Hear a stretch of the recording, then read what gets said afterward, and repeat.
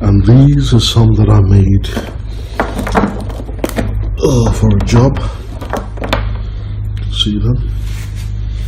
All properly made battery logs. You can see them all in different lengths.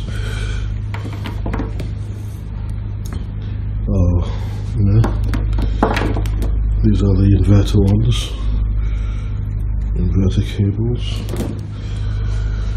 So it's good to make proper cables for the batteries, and we have a lot of them in stock. I've made a whole heap of them. I'll show you these are 4mm cables here,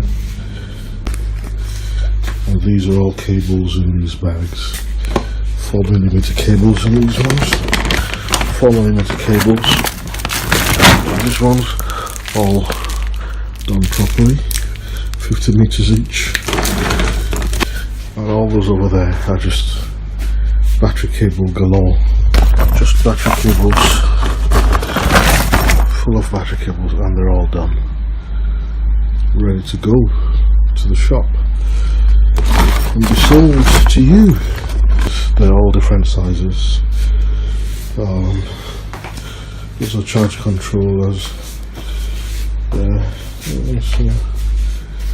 Yeah, so